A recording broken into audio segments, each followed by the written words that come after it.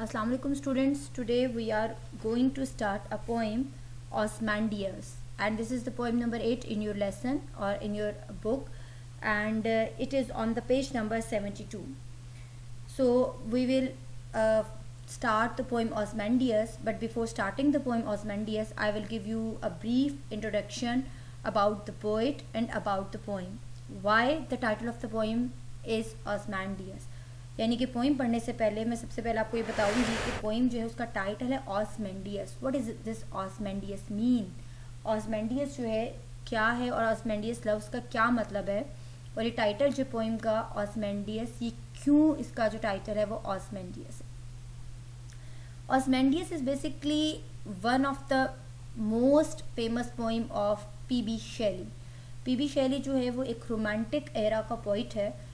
Romantic era की जो famous poems हैं उनमें से एक पोइम जो है वो ऑसमेंडियस भी है. It has also become Shelley's most well known work. ये जो पोइम है ये शैली का एक बहुत, जितना भी उसने काम किया, जितनी भी पोइट्री की, उसमें सबसे ज़्यादा जो फेमस और सबसे ज़्यादा जो वेल नोन उसका वर्क है, उसमें से जो ऑसमेंडियस एक पोइम है उसको भी कंसिडर किया जाता है.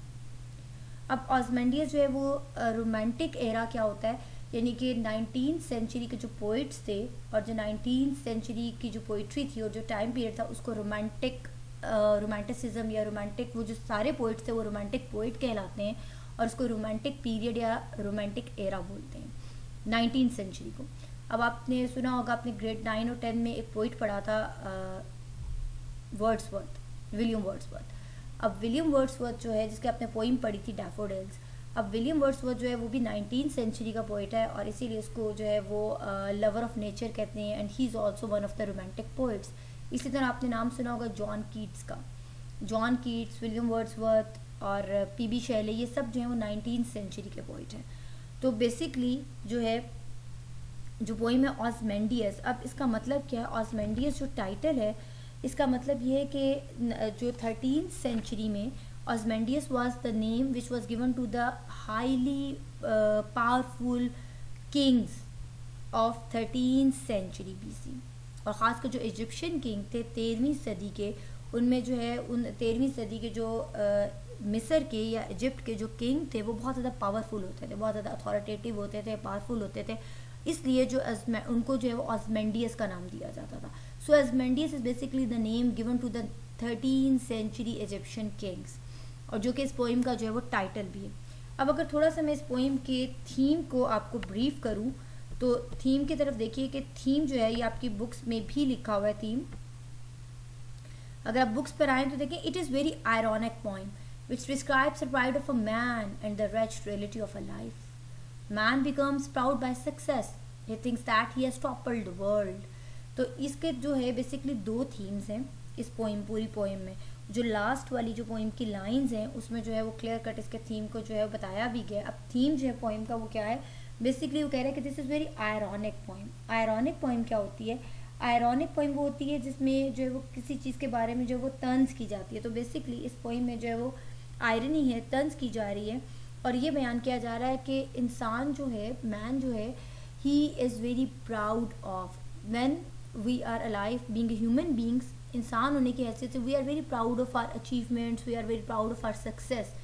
इंसान जो है अपनी कामयाबी पर, अपनी अचीवमेंट पर बहुत ज़्यादा जो है वो प्राउड फील करता है, लेकिन वो ये भूल जाता है कि there is an end to everything. There is an end to everything. हर चीज़ को एक दिन जो है वो ख़त्म होना है, और टाइम जो है बेसिकली टाइम डिमिनिशेस और टाइम फिनिशेस एवरीथिंग.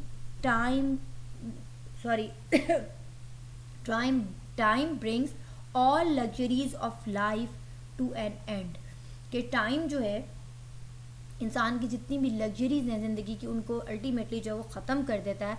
एक तो इसमें ये थीम है कि इंसान जब वो ज़िंदा होता है, कोई भी ह्यूमन बीइंग, जैसे all the human being when we are alive we feel very proud of our achievements. हम अपनी अचीवमेंट्स पे, अपनी सक्सेस पे बहुत ज़्यादा प्राउड फील करते हैं, और हम ये फील करते हैं कि we may be we have toppled the world. हमने कि शायद पूरी दुनिया को जो है कनकर्ड कर लिया, और हम ये भूल जाते हैं कि जो है वो टाइम जो है वो एक वक्त ऐसा आएगा, ये सारी चीज़ें जो है वो ख़त्म हो जाएंगी व्हेन वी आर नो मोर.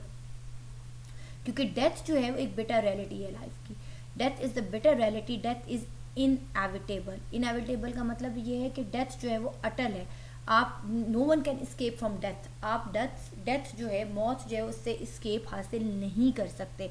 तो इंसान जितना मर्जी अपनी सक्सेस पर, अपनी कामयाबी पर, अपनी अचीवमेंट्स पे, अपनी जब वो ज़िंदा होता है जितना मर्जी उस पर फ़ख्र कर ले, लेकिन अल्टीमेटली जो है जो वो मर जाता है तो तमाम तर उसकी जो अचीवमेंट्स होती हैं, उसके तमाम तर जितनी भी अचीवमेंट्स हैं लाइफ की, उसकी तमाम तर जो सक्सेस है वो अल्टीमेटली जो है वो ख़त्म हो जाती है। So it means that the time brings end to all the luxuries of the life. जो वक्त है वो अल्टीमेटली तमाम तर जो आपकी ज़िंदगी की सक्सेस और लग्जरीज हैं उनको एंड कर देता है। और टाइम इज़ टाइम जो है उसको time in this sense time is very cruel. Time जो है इस सेंस में जो है वो बड़ा क्रूअल है। दूसरी बात ये कि टाइम जो है इसमें ना सिर्फ जो है वो आपकी तमाम तर चीज़ों को जो है वो टाइम के साथ, वक्त गुजरने के साथ साथ सब चीज़ें जो है वो एंड अप हो जाती हैं, बल्कि इसके साथ साथ इसमें ये बात भी है कि दूसरी इसमें अहम बात ये कि डेथ जो है वो एक इनएविटेबल रियलिटी है। Death is a great leveller. Death जो है वो हर चीज़ को लेवल कर देती है, इक्वलाइज कर देती है। Death is the great leveller.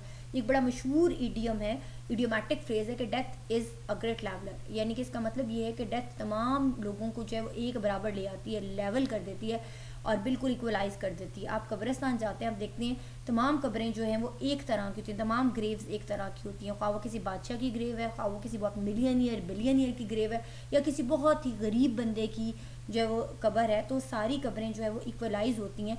आप उनको आइडेंटिफाई नहीं कर सकते और उनकी जो एक स्टैंडर्ड साइज़ होता है, हर बंदे ने एक ही स्टैंडर्ड साइज़ की कब्र में जो है वो जाना होता है। तो it means that death is a great leveller.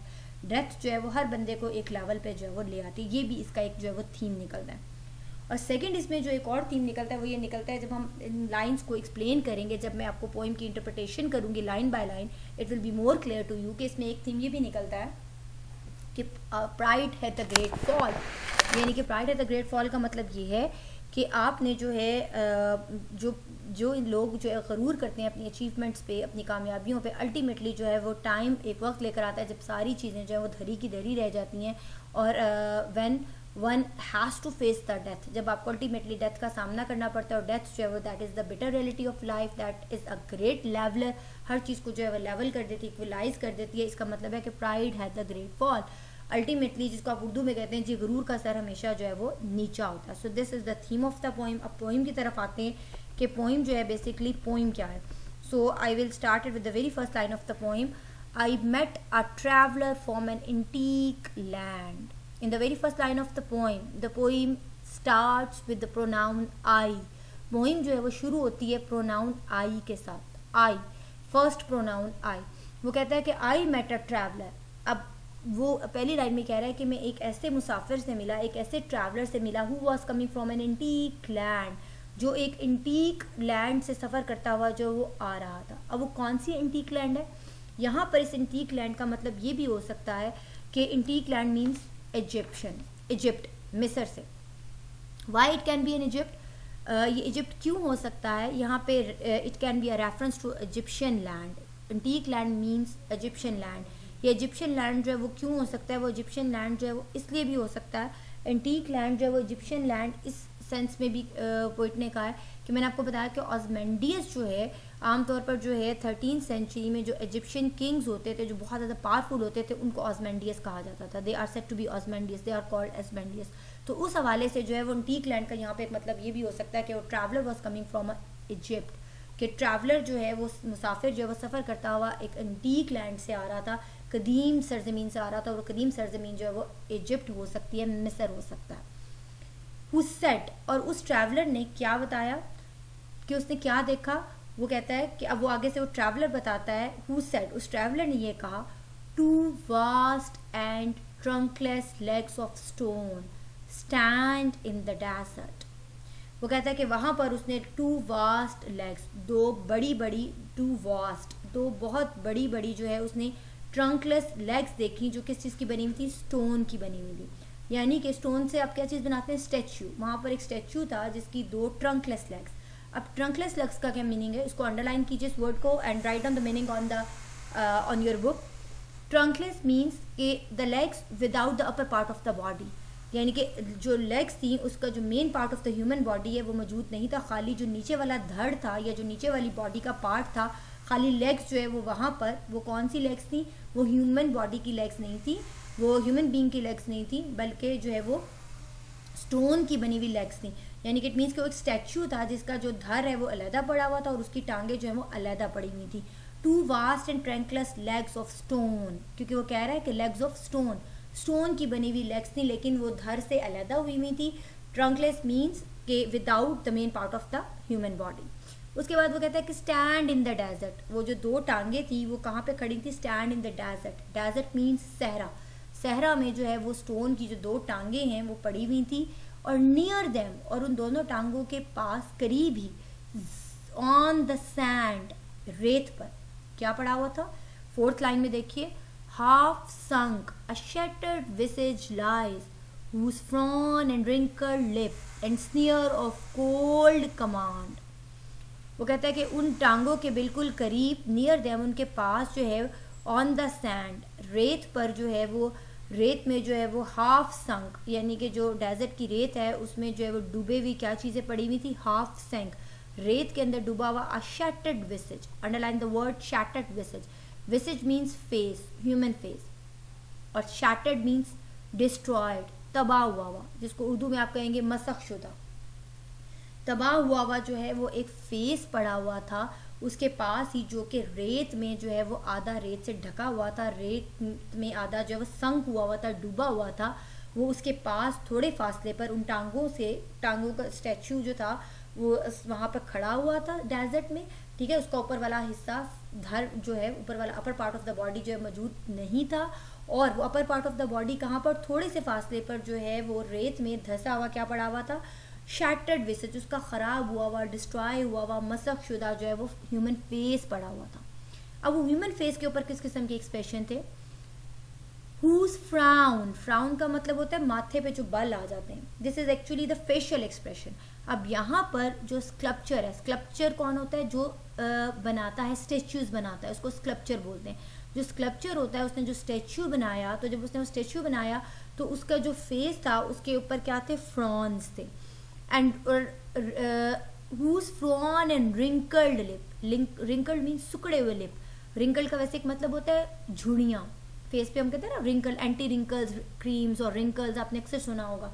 तो whose frown, जिसके जो माथे के जो बल थे और उसके जो wrinkled लिप थे, and sneer of cold command, स्नीयर का मतलब क्या होता है, स्नीयर का मतलब भी होता है एक्सप्रेशन, लुक, लुक या एक्सप्रेशन आप कह लें उसको, और उसके चेहरे पे जो है वो sneer, cold command, cold command, command means अहकामात, कि जब when he was alive actually he used to give the cold commands to the people, he was having fronts on his forehead and he was having a wrinkled lips, तो these were all his facial expression, ये तमाम उसके जो है वो facial expression थे जो उस शैटर्ड विसेज, उस ख़राब हुए हुए फेस पर बड़े अच्छे तरीके से बनाने वाले ने प्रिंट कर दिए थे, ठीक है जी। अब ये ज़रा इस तरफ आते हैं कि whose frown, अब whose frown and wrinkled lips and sneer of the cold command, what does it mean। अब पोइट ये कहना चाह रहा है, आपने अक्सर ये लाइन सुनी होगी, ये भी एक इडियोमैटिक फ्रेज है कि face is an index of mind, चेहरा जो होता है वो आपके इनर की जो है वो इक्कासी करता है, चेहरा आपकी शख्सियत का आईनादार होता है। व्हाट डज इट मीन, इसका क्या मतलब है, इस बात का मतलब ये है कि आपने देखा होगा अक्सर हम कॉमनली जो है वो कहते हैं ये तो बंदा शक्ल से चालाक लगता है, ये तो शक्ल से बंदा जो है वो बहुत इनोसेंट लगता है, या ये तो शक्ल से बहुत शरीफ लग रहा है। अब इस बात का क्या मतलब है कि आपकी जो फेशियल एक्सप्रेशन है, आपकी जो बॉडी लैंग्वेज है, वो बताती है कि what sort of a person you are. तो वो कहता है कि उसका जो शैटर्ड विसेज, उसका जो वहाँ पे डिस्ट्रॉय हुआ हुआ फेस वहाँ पे पड़ा हुआ था, उस पर इस किस्म के एक्सप्रेशंस थे कि उसके माथे के ऊपर there were the frowns on his forehead, he was having a wrinkled lips, उसके लिप्स जो वो सुकड़े हुए थे, and sneer of a cold command, sneer of a cold command means, and there was also an expression of a cold command on his face which tells this thing कि when he was alive, कि वो जिस person का statue था, जब वो person जिंदा था, जिसका वो स्टैचू बना हुआ था जब वो जिंदा था, when he was alive, then he used to be a very strict ruler, or when he used to be a very strict person। तो वो किस तरह का इंसान था कि he all the time he was having, maybe all the time he was having a frowns on his forehead, and he was having a wrinkled lips, and he used to give the cold commands to the people. और वो लोगों को जो है वो cold सर्द किस्म के अहकाम जारी करता था शायद, और उसके माथे पे हर वक्त जो है वो गुस्सा रहता था, बल रहते थे माथे पे, और उसके जो है रिंकल्ड लिप्स है। यही वजह है कि उसके मरने के बाद भी जो स्कल्पचर है उसने जब उसका स्टैचू बनाया तो उसने ये तमाम तर जो फेशियल एक्सप्रेशन है बड़ी महारत के साथ और बड़ी सक्सेसफुली ही printed all these expressions on the statue as well.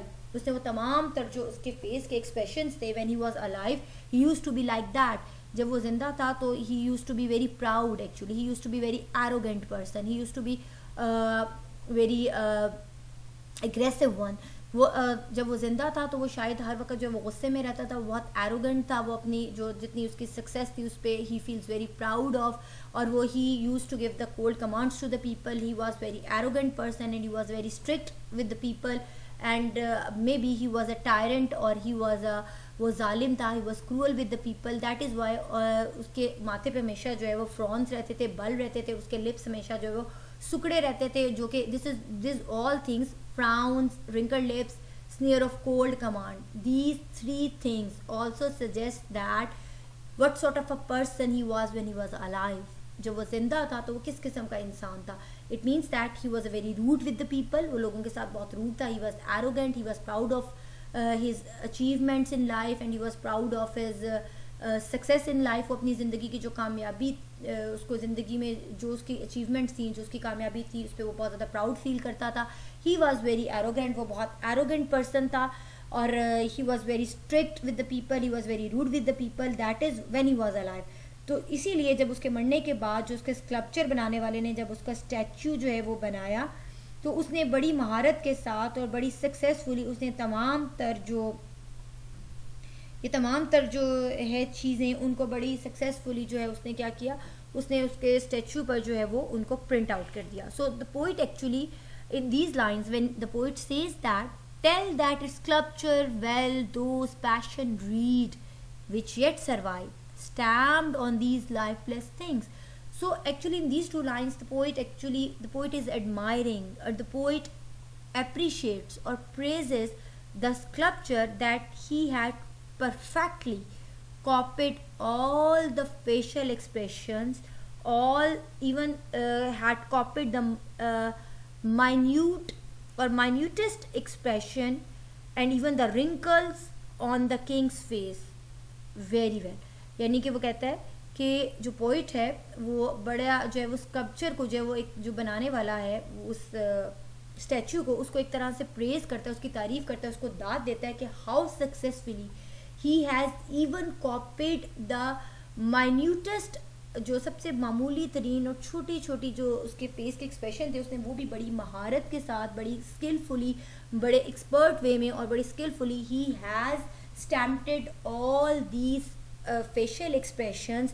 जितने भी वो फेशियल एक्सप्रेशंस थे उसने उनको बड़ी महारत के साथ, बड़ी सक्सेसफुली उसने जो है वो इवन के उसके जो रिंकल्स थे लिप्स के उनको भी बड़ी महारत के साथ उसने जो है वो स्टैम्प कर दिया है इन लाइफलेस थिंग्स के ऊपर, क्योंकि स्टैचू तो ऑब्वियसली लाइफलेस होता है ना. तो और ह्यूमन बींग्स के पास ये जो फेस एक्सप्रेशंस होते हैं ये क्या होते हैं, ये ह्यूमन बींग्स की क्वालिटी होती है. लाइफलेस चीज़ों के तो कोई जो नॉन लिविंग थिंग्स होती हैं और लाइफलेस चीज़ें होती हैं उनके तो कोई फेशियल एक्सप्रेशंस नहीं होते. लेकिन वो कहता है कि this is the how expert, वो कितना एक्सपर्ट था वो स्कल्पचर बनाने वाला कि उसने इतनी महारत के साथ, and he had perfectly copied all this facial expressions and even the minutest expressions like wrinkles on the lips or the frowns on the forehead of the king, has copied and has stamped it on these lifeless things. So अभी जितनी हमने lines पढ़ी हैं मैं आपको briefly एक दफ़ा फिर बता देती हूँ. इन लाइंस में ये है कि लाइन जो पोइम है वो स्टार्ट हो रही है प्रोनाउन आई के साथ.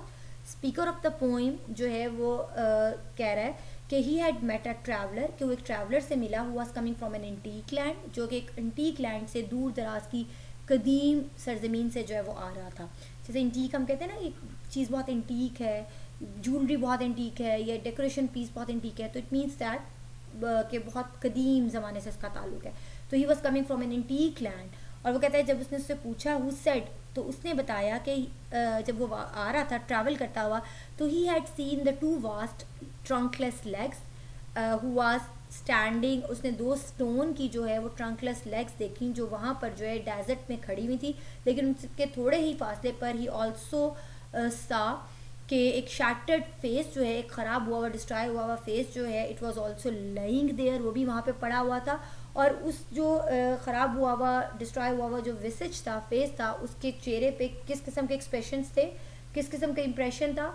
There were the frowns on his forehead the statue face was having a wrinkled lips and sneer of the cold command। और ये तीनों चीज़ें ये बताती हैं कि वो जिस बंदे का स्टैचू था when he was alive, he used to be very rude with the people, he was very arrogant, he was very proud, and he was even proud of his all success and all achievements in his life, and he used to give the cold commands to the people। लेकिन जो बनाने वाला sculpture है उसने बड़ी महारत के साथ और बड़ी खूबसूरती के साथ, very beautifully, he had printed and he had copied all these expressions of his face on the statue on these lifeless things. Means क्योंकि स्टैचू लाइफलेस होता है, उसने बड़े महारत के साथ इन सारी चीज़ों को उसके ऊपर जो है वो प्रिंट कर दिया।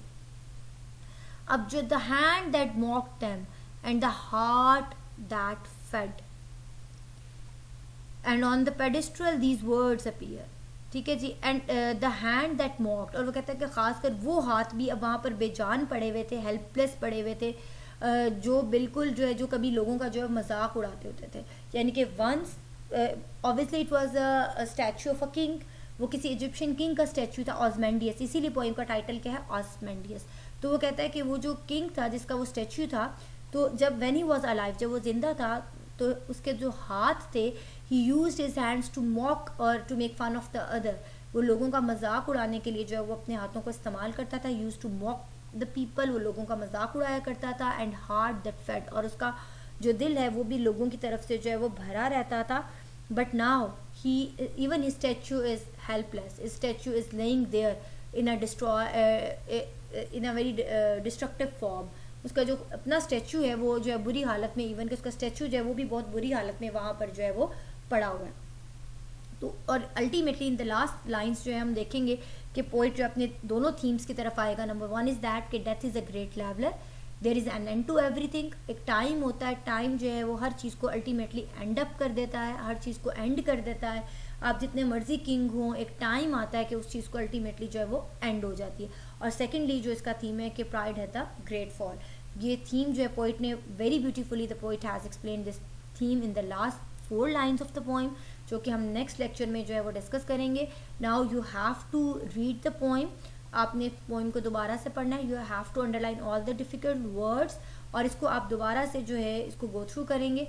और फिर जो है जब नेक्स्ट क्लास में जब when I will complete up the poem, then I will give the assignment related to that poem. Thank you. Now I am signing up.